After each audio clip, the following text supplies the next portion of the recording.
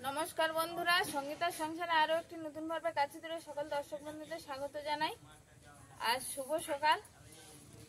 आज के सकाल बेलाय बागाने चले एसेछि। आजके कुयाशा पड़ेছে भालो, चारिदिके कुयाशा छेয়ে আছে, এখনো সূর্যের মুখ দেখা যায়নি। বাগানে এসে একটু কচুরমুখী নিতে, কচুরমুখী যখন এখান দিয়ে তোলা হয়েছিল তুলে আর ওইখানে ঝাঁপ দিয়ে রাখা হয়েছিল। মা বললো আজকে একটু কচুরমুখী রান্না হবে, তো কচুরমুখী নিতে এসেছি। মুখীগুলো এখানে ভেজা মাটি থেকে থেকে নষ্টও হয়ে যাচ্ছে, তার জন্য বাড়ির দিকেও নিয়ে যাবে। আর আমাদের এই বাগানে জল তো দিই দেখাই, আর আজকের গরমের সবজি দেখাবো। যে নতুন একটা সবজি গরমে হয়তো সারা বছর পাওয়া যায় বাজারে, কিন্তু আমাদের কাছে গরমের যে নতুন একটা সবজি বাগানে হয়েছে আর ভালো এসেছে, এই যে বরবটি। এখানে তো বন্ধুরা সম্পূর্ণ পর্বটা দেখতে থাকুন, আর যারা নতুন দেখছেন তারা প্লিজ আমার চ্যানেলটিকে সাবস্ক্রাইব করে আমার পাশে থাকবেন, বন্ধু হবেন। আশা করছি ভিডিওটা ভালো লাগবে।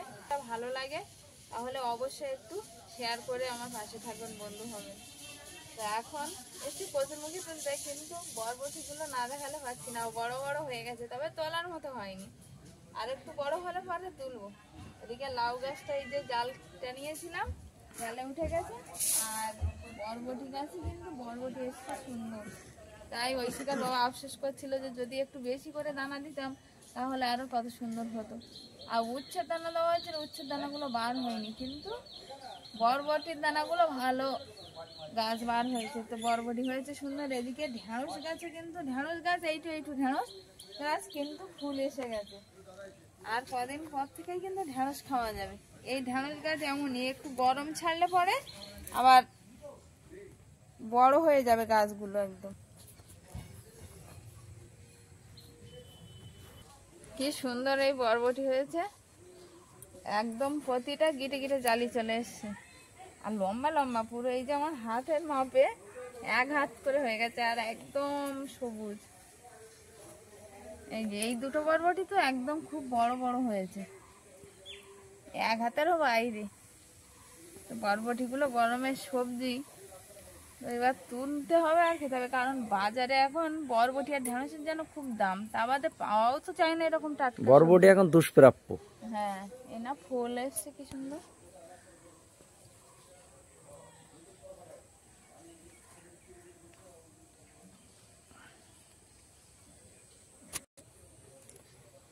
শুধু বরবটি না, কিন্তু বিন কড়াইও ভালো হয়েছে। আর ওইদিকে যে ঝাঁকা বিন কড়াই দিয়েছিলাম, এটা লতানো গাছ, এই ঘেরার গায়ে গাছ উঠে গেছে, এইরকম বড় বড় বিন কড়াই হয়ে গেছে।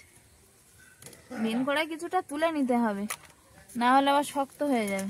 এই না কি সুন্দর দেখাচ্ছে।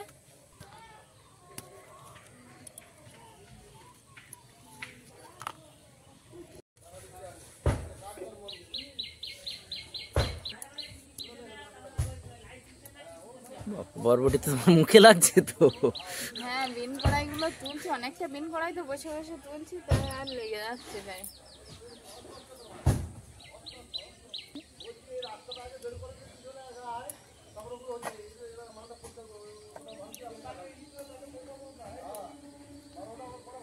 নিজের বাগানে এইভাবে সবজি তোলার কিন্তু মজাটাই আলাদা না। কচুরমুখী এই যে ঝাড় ঝাড় তুলে আর ওইভাবে রেখে দিয়েছিল, আসলে সময়ও পাই না আমি। আর এইভাবে এই যে এই কচুরমুখী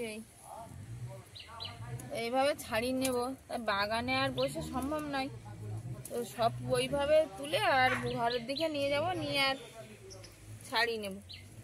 বিন কড়াই তোলার পরে এক ঝুড়ি কচুরমুখী তুলে নিয়েছি, এটা রেখে এসে আবারও নিয়ে যেতে হবে।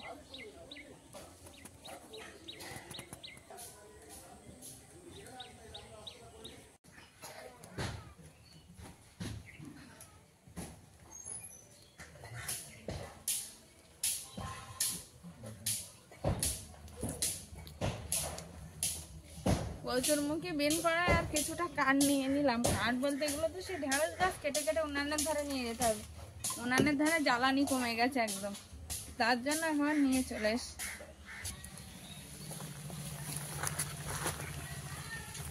এতটা কচুরমুখী ছিল, তবে হয়তো কচুরমুখী এতটা নাই, এতে মূল আছে, মূল ছাড়াতে হবে এখন।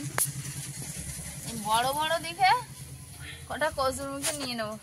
আর আমাদের কচুরমুখী বাগান এই দিক থেকে তো পরিষ্কার করা হয়েছে, আমাদের আর একটা কচুরমুখী বাগান আছে, আমরা আগে যখন আমাদের জায়গা ছিল না, পাশে একজনের জায়গায় আমরা করতাম, সেটা আমাদের না। তো সেখানেও কচুরমুখী দেওয়া আছে, সেই কচুরমুখীটা এখন তোলা হয়নি। ওইটা তুলে আবার আমরা 20 কচুরমুখী করি, সেটা এই দিকটা আছে। তো ওটা যখন তুলবো দেখাবো। এই যে এই বড় বড় কচুরমুখী, এখন বাজারে কিন্তু এরকম টাটকা কচুরমুখীর দাম অনেক। আর এরপরে তো রোয়ার টাইম আসলে আরো দাম কচুরমুখী। এরকম নিয়ে নেবো কটা বেছে বেছে দুপুরবেলা খাওয়ার জন্য। দুপুরবেলা রান্না হয়েছে কলা, বিন কড়াই আর চিংড়ি মাছ দিয়ে ভাজা। আর এদিকে হয়েছে কুচে মাছ আর আলু আর কচুরমুখির তরকারি। যে কচুরমুখী বাগান থেকে নিয়ে এসেছিলাম সেই কচুরমুখী দিয়ে রান্না হয়েছে। আমাদের ঐশিকা এখন খেতে বসে গেছে কুচে মাছ দিয়ে। ঐশিকা খুব প্রিয় কুচে মাছ, তার জন্য ওর বাবা ঐশিকার কথায় গেছিল মাছ ধরতে। সেটা তো দেখিয়েছি আপনাদের আগের পর্বেই। মা, বাবা আর অলিভিয়া খেয়ে ঘুমিয়ে গেছে ওরা।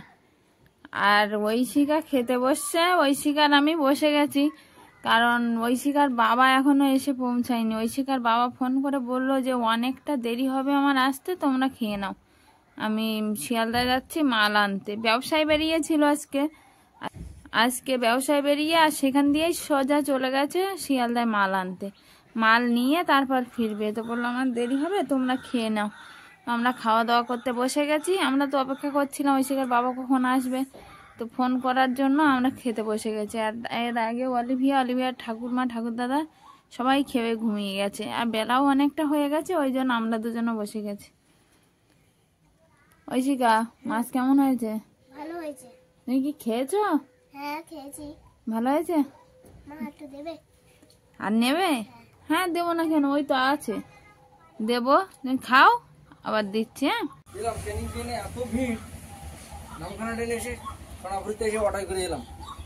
ও তাই ক্লাবের ধারে নেমেছে তাহলে? তা বলবে তো, আমি ধরে নিয়ে আসতাম গিয়ে। আসো, চান করো, চান করে আর এবার খাওয়া দাওয়া করতে হবে। শিয়ালদায় মাল আনতে গেছে আজকে, নিয়ে এসছে শিয়ালদা থেকে কচু ভাজা, বাদাম প্যাকেট, আর এতে আছে কি ছোলা,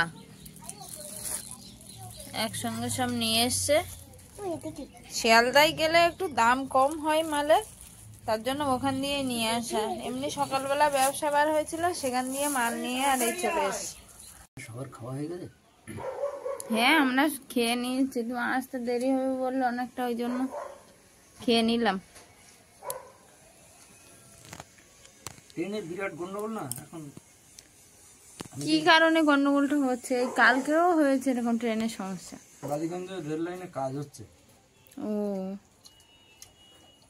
তার জন্য সমস্যা। তার জন্য প্রচুর লোকাল ট্রেন বাতিল।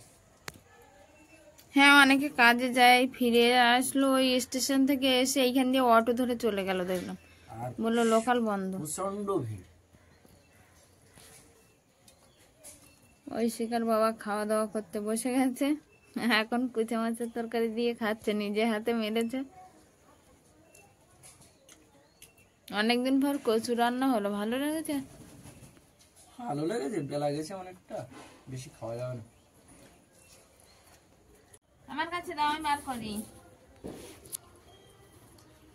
দুপুরবেলা ঐশিকার বাবার, আমাদের তো আগে খাওয়া হয়ে গেছিল, আর ঐশিকার বাবার খাওয়ার পরে বসে গেছি সেই ভাগ্নে যে এই সেলফি স্টিকটা দিয়েছিল সেটা দেখার জন্য। ঐশিকা বলছিল মা বার করো না, আমি একটু দেখিনি কিভাবে কি করতে হয়। তো ভাগ্নে আমার একবার দেখি দিয়ে গেছে, তা কতদূর কি খুলতে পারবো জানি না, তো সেটা নিয়েই বসে গেছে এখন দেখতে। এই যে এটা দিয়ে গেছে, এটা খামটা নিয়ে আমাদের অলিভিয়া খেলছে।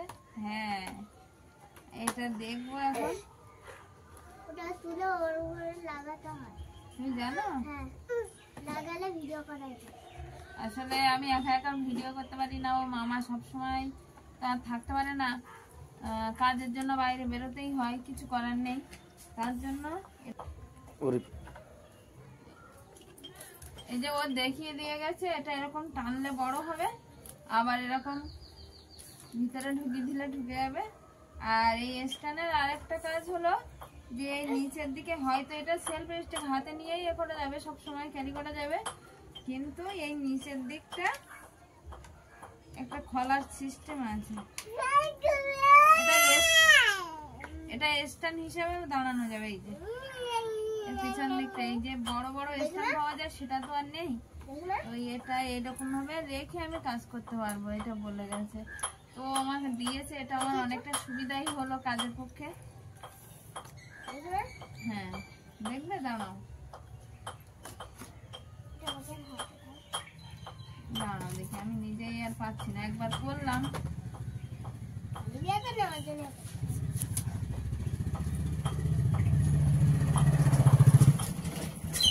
ও এটা এই নিচের দিকে চাপ দিতে হবে, দিলে হবে। এই যে এরকম ভাবে দাঁড়িয়ে থাকবে। তবে একটু হালকা ছোট খাটোর ভিতরে সবকিছুই হবে, তো তার জন্য খুব যত্ন করে রাখতে হবে এটা। তো ভাগ্নে এটা আমাকে দিয়ে গেছে, আমি এটা খুব যত্ন করেই রাখবো। আর আমার মানে সবসময় তো আর লাগবে না, ঐশিকার বাবা যখন না থাকবে তখন এটা লাগবে। তো এটা রেখে দেবো গুছিয়ে। আর এই গিফটটা দেখানোর মাধ্যমে, এটা তো দেখালাম, এই সেলফি স্টিকটা ভাগ্নে আমাকে দিয়ে গেছে। আর আমার তো এটা খুবই কাজের মনে হচ্ছে, যে আমার খুব কাজে লাগবে। আমার সবসময় একা একা করি মাঝে মধ্যে যখন থাকি, ঐশিকার বাবা সবসময় থাকতে পারবে না, আগেই বলেছি। আর ভাগ্নে দিয়েছে, আমার তো আমি খুব খুশি হয়ে নিয়েছি। আর কেমন হয়েছে, আমার কাছে তো খুব ভালো হয়েছে। আর এই গিফট দেখানোর মাধ্যমে তো আজকে পর্বটা শেষ করছি, কিন্তু গিফটটা কেমন হয়েছে অবশ্যই কমেন্ট বক্সে জানাবেন। ভাগ্নে আমাকে দিয়ে গেছে, আর আপনারা যদি জানান কমেন্ট বক্সে, অবশ্যই আমারও ভালো লাগবে। তো আজকে পর্বটা এখানে শেষ করছি। ভিডিওটা কেমন হয়েছে জানাবেন, লাইক কমেন্ট শেয়ার করে আমার পাশে থাকবেন, বন্ধু হবেন। দেখা হচ্ছে আগামী পর্বে। ততক্ষণ আপনারা ভালো থাকবেন, সুস্থ থাকবেন। নমস্কার।